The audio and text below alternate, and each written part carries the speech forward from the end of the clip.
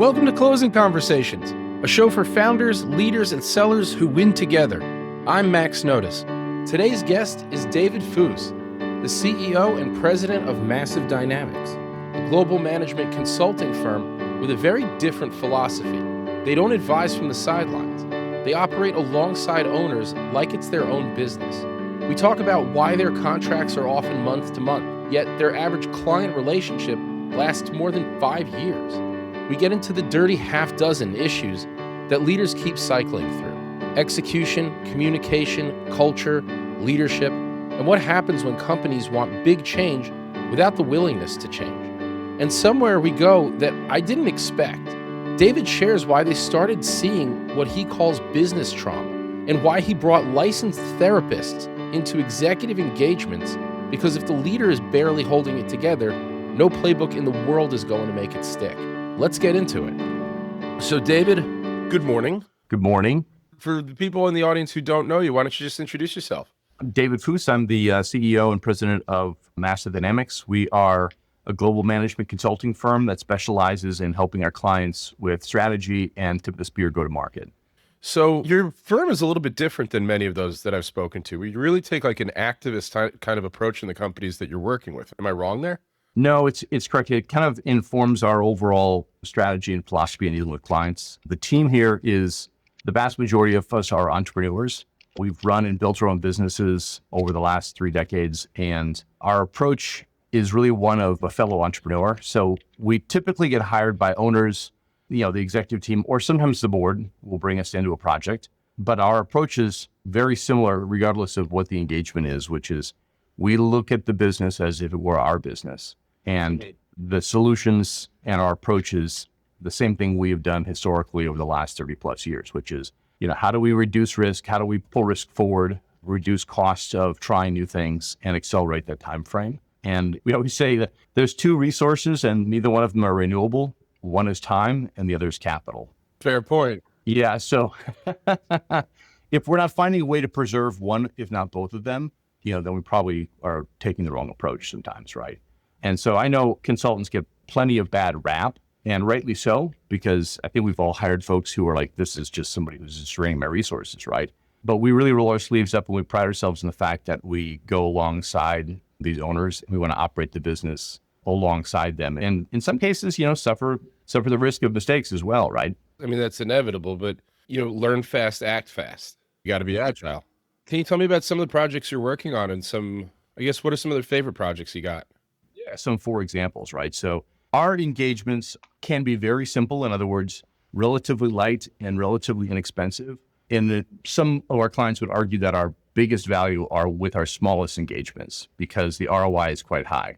So for example, one of the engagements we do for even pre-revenue companies who may be bootstrapped is we will do an advisory engagement where we spend about an hour a week. Usually it's the founder or co-founders. And the idea is, let's tackle the biggest issues you guys have this week. And as you know, at that stage of a company, every week is a fire drill of some sort. And what we see is that, when we bring in the experience that we've had and couple that with, early stage founders, it doesn't take a lot of time to provide a lot of valued guidance. I'll give you a 4 example. We had a client on the East Coast in a very interesting generative AI company in the healthcare space. And the very first thing we did was an advisory engagement. And the very first meeting, they said, we think we have to, or the founder and CEO said, I think I have to take my company down and dissolve it because my co-founder, who has 49% of the equity in the business, is not getting done what needs to get done. I don't think he's got it in him. And I can't suffer this. I can't raise capital if, half the company's gone. And so we said, hold on one sec, wait.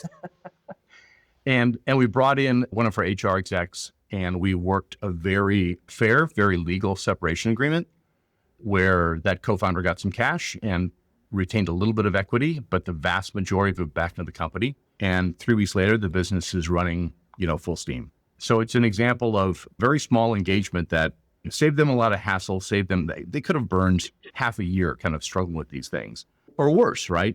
And the reality is that they were in a heavy fundraise mode, 4 or 5 months later, and quite successful with that. So the goal was really to keep them on the growth path and to help them avoid those painful mistakes because, it's just a little bit of lack of domain knowledge or experience in a certain area can make a huge difference, right? So that's an example of very kind of light, small, simple engagement that provides a lot of value. On the other end of the spectrum, when we talk about more fractional work where we may put in 1 or 2 or 3 executives on a team in a mid-market company, that usually falls into a couple of categories. One is there may be a hole in domain knowledge that the current team has, or they may have grown to a point where they're like, okay, we don't understand this thing or this issue very well. And so we may come in and do a gap analysis. We may say, hey, the way we see it is, maybe you're missing this person or these people, and we can define the shape of that hole. And then we can say, okay, here's how you can address it, a few different options, right? And if it means hiring someone, that's great. We can fill in the gap. We can actually perform those duties for a period of time while we're helping candidate somebody to come in. And then since we've done the job, we'll train the person and then we'll step out. So the client gets both the analysis, the gap analysis, the short-term solutions their business is going full steam, and a long-term low-cost solution as well. You're in, you're out. You're not designed to, we're going to be there and we're going to stay there forever. Our goal is to solve the problem, whatever the problem is, right? Even if it's not the problem that we were initially brought in on, which is often the case.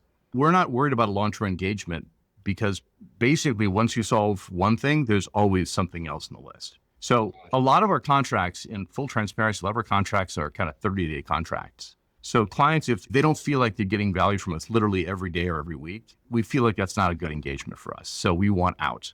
And matter of fact, we'll be more frequently, we're the ones that say, hey, we've gotten to a place where we've done as much as we can. And now we see diminishing returns. So we're going to wind down, right? Because we want to be the one to kind of back away if we don't think that we're delivering what the client needs. Right. But that being said, our average client engagement is over 5 years. Wow. Okay. So 30-day contract, they're really getting a lot of value for a very long time. And people just keep coming back for more stuff, right? Which is great. And that's kind of how we're structured. We really want to have almost no ego in what we do.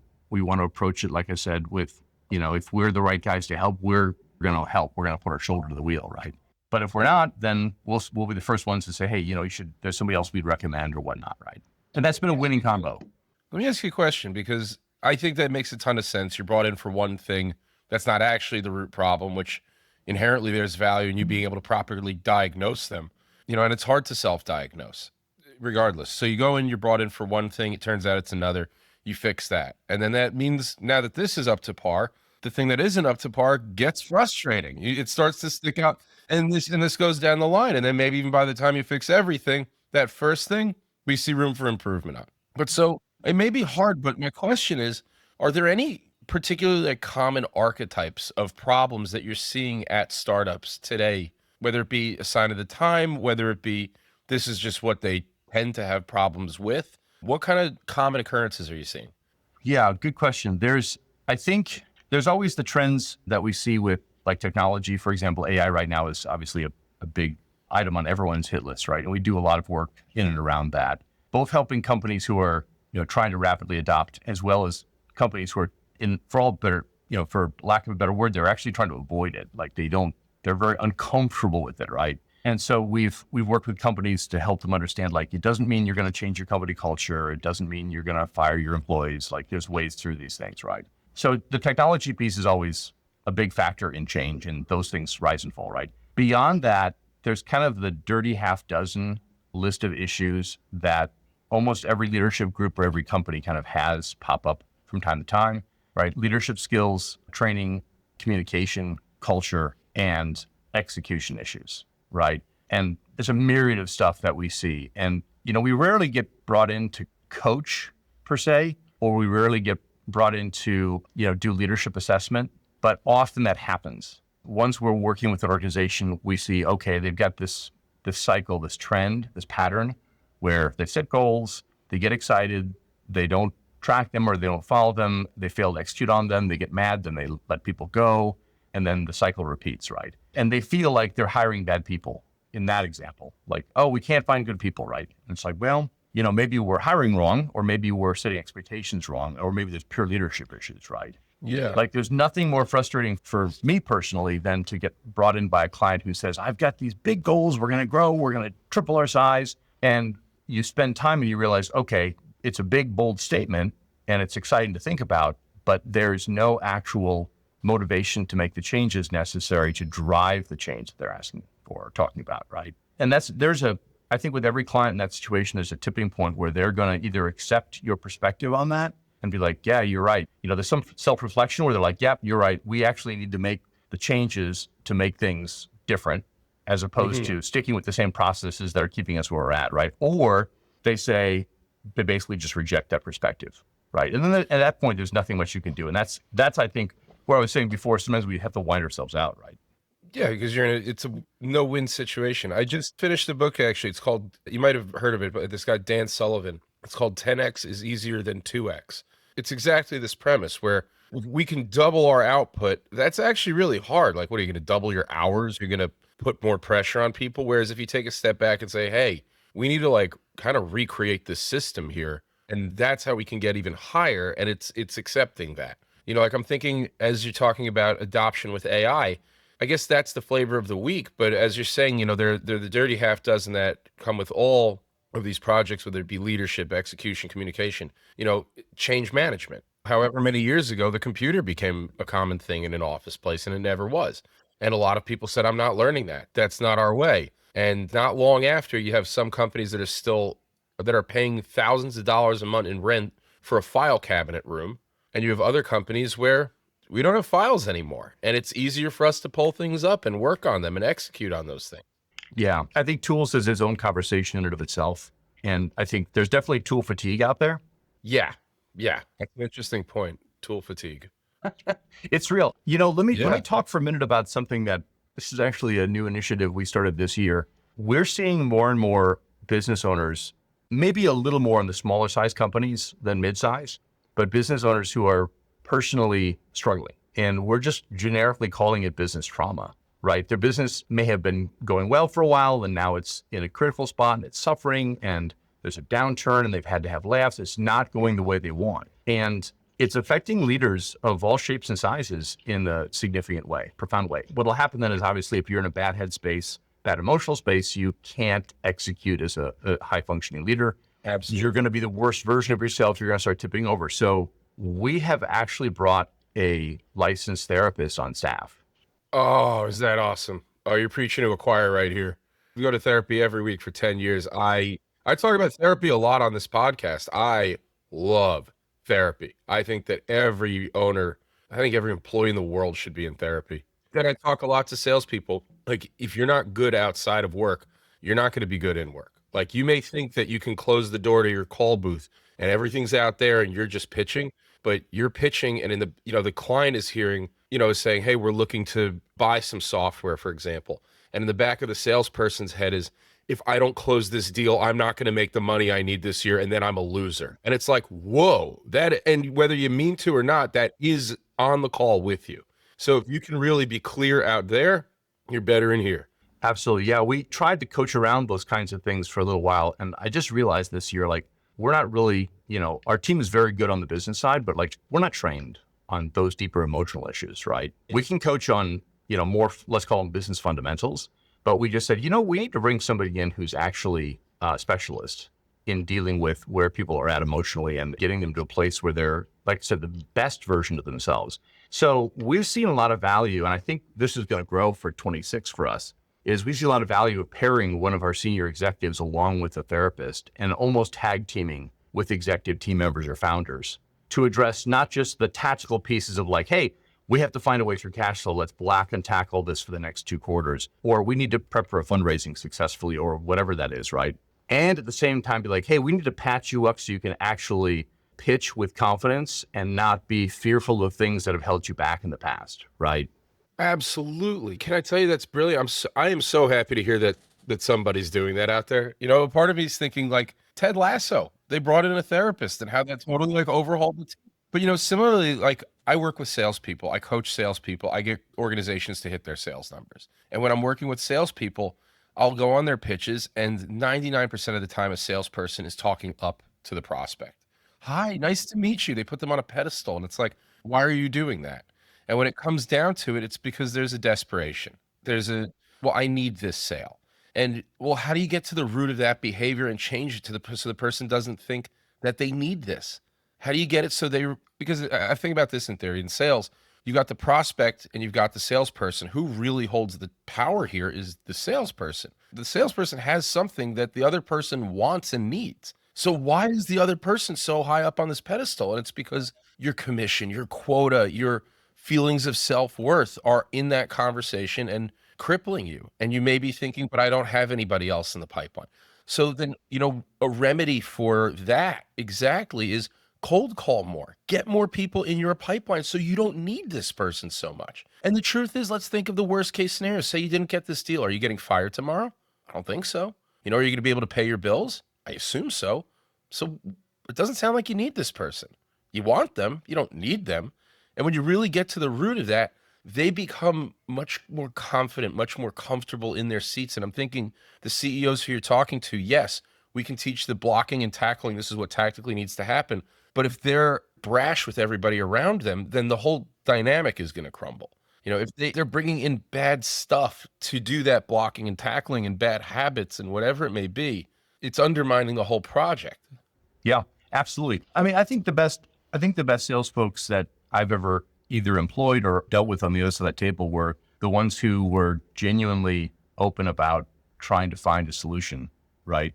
At the end of the day, we're dealing with a relatively sophisticated buyer in almost every market these days. And so, I think, let's say the classic old sales tactics aren't as valuable as they used to be. And I think people see that a mile away. I got stuck on a call the other day with an absolutely horrible company that was using, I think it was the challenger sales approach, right? And I'm like, guys, let's wind off this. Can we just have a conversation, please? I'm trying to understand if what you guys have is something we're going to use or not, right?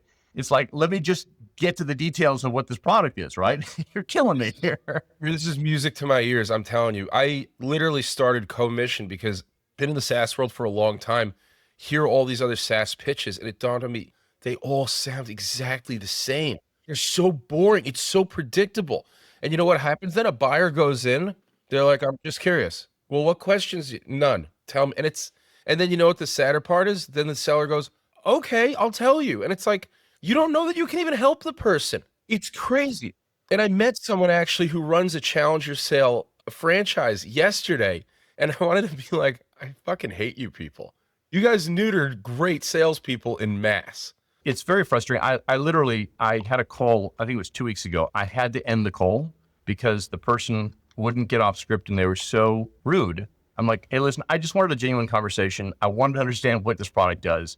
If we can't just talk about it and I can ask you questions and you answer them, like, this is not worth my time. And I just got off the call. Yep. I don't want to be rude, but I'm like, come on, this is ridiculous. So I tell salespeople, call it the challenger sale method, medic. All these things have coached buyers into this game. And I said to the salespeople, don't play the game. The buyer's going to want you to play this game and dance monkey when I say dance. Don't. Talk to them. My philosophy is you get on the call, talk to me. Why are we even talking today? Nobody books time to learn about this because it's fun. So what's going on? And most buyers are then going to say, well, I just want to learn, because they're trying to keep you at an arm's distance. And exactly as you're saying, you have to be looking to help. From right there, when they say, I'm just looking to learn, I say to this, what I coach people to say is listen, I don't know what you're looking for. I can't help you. And if I can help you, I'll tell you, and then I'll tell you what this is about. But if I can't help you, if I can't do what you're looking for, there's no need for me to spend 45 minutes educating you on this product and how it works. So talk to me. Why are we here? Tell me. And I'll tell you, I'll kick you off. I'll give you a recommendation of someone else to talk to, or I'll let you know. And then I'll tell you about it. I have no interest in bringing somebody on who I can't help, or this is going to be a disaster. And it has to be where you, the salesperson, are being real. You're being genuine. You're looking to help or get them out of there. And by doing that, it's infectious. And then the other side says, all right, well, here's what I'm here for. And then you look to kick them out, look to get them off the phone. And if it's undeniably apparent that if they signed up with what you're doing, it would be helpful for them, it's your job to get them to do it.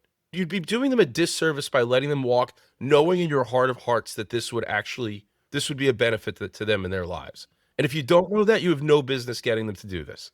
Yeah, it's true. And I think we talk to a lot of companies because we don't know where they're at. We don't know what they necessarily need. We don't even know if we can help them, or maybe they can help us. And so the vast majority of the calls that myself and the other senior team members take are really get to know you calls. Like, we reached out to them for a reason, like they're in a certain industry or they have a certain profile or they're in a certain domain. And we want to get, there's a likelihood that we can maybe help them, right? But we don't know. And so you have to basically just do an introduction call and get to know the person's business, understand what they're, what's going well, what's not, and you kind of brainstorm around it. And I would say we probably get sold, so to speak, as much as we end up selling.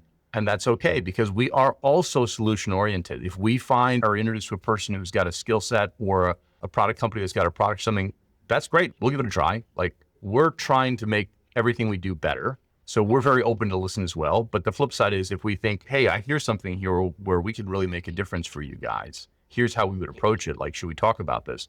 We'll pitch that too. But it's open hands, and that's been that 10 years plus now, that's been the winning approach for us. My philosophy when it comes to negotiating is I don't negotiate. I'm just taught, like, this is it. This is how it goes. We're just talking.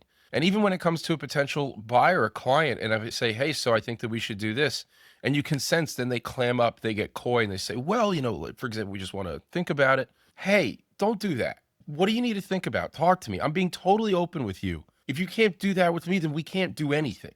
For sure. Just circling back on the therapist piece there, I think we're going to see that this larger subject of what we're calling business trauma, I think we're probably going to formalize that a little more on our side in 26 and beyond. And based on how busy that side of that approach has become, I'm guessing we're going to expand the therapy team on that too. I have to imagine that'll also make your engagement stickier, because, like, let's say I'm a CEO. You're saying as a part of this, you need to be speaking with a therapist. It's not judgmental. It's part of the business practice. Okay. Chances are you're going to like it. You're going to feel benefit from it. Even outside of the business, it's going to give you things to noodle on that work in your real life. And you might not want to leave that therapist. It's been very interesting to see, and both the engagements we started with, the results were dramatic. They weren't subtle. It was dramatic. Matter of fact, one of the partners who met our client originally on the kickoff call and then met him again like 2 weeks later on a call where the client was pitching an acquirer for the company. He called me up and he's like, I don't know who was on that call, but I've never met them before. Like, this was a completely transformed person. He's like, I can't believe this. I'm like, well, we were able to kind of patch some things up and get them in the right headspace, and it really helps, So how did you get onto this? Like, what were you seeing that prompted, hey, what if we brought on teams of therapists to work with these CEOs? In less than 60 days, I had 2 clients break down emotionally and cry in front of me, both of them face-to-face meetings. And I was just thinking, I left those meetings, I'm like, I am not equipped to help these people. I'm not the right person to do this. And I'm like, we need to level up our game here. First off, like, self-admittedly, I'm a big crier. I love crying. I love a good cry. I'm a big softie. But there's a difference between that and I'm trying to work with somebody who's consulting for my business, and I literally can't hold it together for one more second. I am being held on by faulty, rusty rivets at this point. I collapse. How are we going to move forward with any sort of a job if the CEO can't hold it together? Like, and even you coming in as a consultant saying, like, well, I see a way forward. Like, there clearly is a path, but if they're barely holding it together, this is a faulty foundation that we've got to resecure. It's like, we can do all the business tactics we want, but if the person is having a hard time getting out of bed in the morning, like, everything else becomes secondary. Yeah. Can I tell you, I'm one where I walked into therapy for one reason and I stayed for 10,000 other reasons. But I feel like that's a similar thing, as we're saying, who you are outside is what impacts inside. Like, you can't get out of bed in the morning, like, you're probably facing like a brutal depression. And if that's the case, it's going to be very hard or probably impossible for you to actually execute to be the visionary that you need to be. You are not going to be an effective business leader if you're struggling with that much, right? It's going to be very hard. So yeah, that was one of the new things we started this year, and I think we'll do more of it next year too. So we'll see. Oh my God. Can I tell you, that is cool is the worst word that I can think of to describe. That is unbelievable. Well, I do think that, there's a lot of anxiety in business right now. There's a lot of change at play. Probably the most change I've seen in my 35 plus years, right? And that's created a lot of anxiety. And there's a lot of people who have been displaced and a lot of uncertainty. And there's no way, you can't separate those big changes from how people feel and where people are at with their own confidence and security, right? So I think it's impacting everybody these days, some more than others at the moment. But the crazy thing about AI is the people it's impacted the most are the people that we would have thought are the most secure in their jobs, in their careers. Well, it's creating some sort of existential crisis. Like you of what you knew, you thought that this is how the company's going to run. It's humming, it's doing well, and now a major change comes in, and you don't know how that's going to. It's your entire rock of stability is all of a sudden moving around and shifting. Well, in some cases, we see very strong, high performing individuals in their industries. The bedrock of their value is being shaken in some cases. And it came out of nowhere and it came fast. I mean, I sat down with a very good attorney friend of mine who runs a very, very successful practice, and they're litigators. And so they're in court. I'll say the real lawyers as opposed to the folks who just push paper around, right?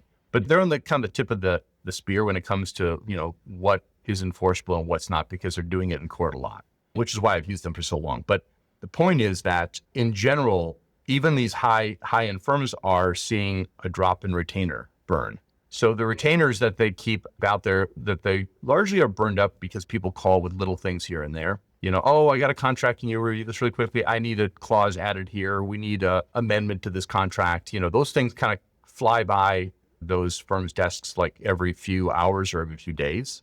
And that burns down those retainers. And those retainers are, for a lot of firms, that's the bread and butter of their revenues, right? But people aren't calling for those things anymore.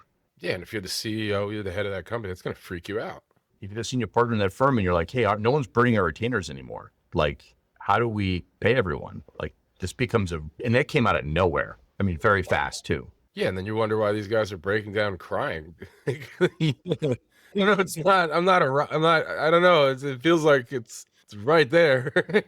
And then that's how do we pay these salaries? And then, well, what am I going to be earning next year? And how am I going to put my kids through college? And that's a lot.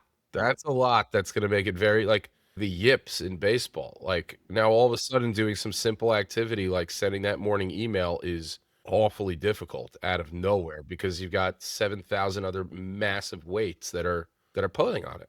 Yeah, so we'll see. 26 will be an interesting year. I mean, we're hoping to see a bit of an overall lift in the global economy. We saw some early signs, well, not early signs, but we saw some signs in early Q4 in overall deal flow, kind of across industries where it looked like things were picking up nicely. But I think what happened is, with Q4, you kind of have a half a quarter because you've got the holidays that bump up in the middle of November, and then you kind of lose the rest of the year. It's the odd quarter, right?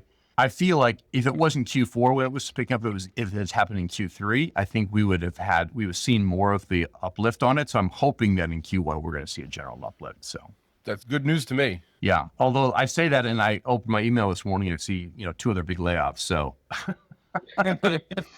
Well, let's hope so. Hey, the Q4 happens every year, so hopefully it's nothing new and adds some of that momentum. So Dave, believe it or not, we're actually kind of approaching time here. I really want to check in with you next year. Come back anytime, but I really want to hear how this initiative with bringing therapists on to work with, the executives is working. I have to imagine you are going to be expanding that team and hell, unload it to your team. I think that it would only make everybody better in the working world. Well, I mean, at the end of the day, we're solutions oriented, right? So to us, it was a natural thing to kind of weave in. And so far, it's looking like it's got real value. So we'll see where that goes. Man, good luck. Fantastic, Max. Pleasure to connect. Absolutely. We'll talk to you soon, Dave. Sounds super. Thanks. And that's a wrap for this episode of Closing Conversations. Big thanks to David Foos for coming on. This one hit on a lot of nerve endings in the best way. How leaders actually execute.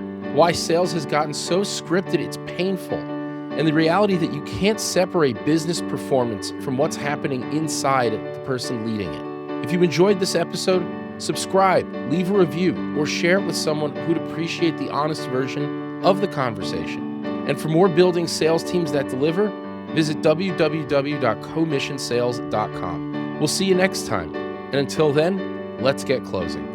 Thanks for watching. If you enjoyed this conversation, make sure to like, share, and subscribe.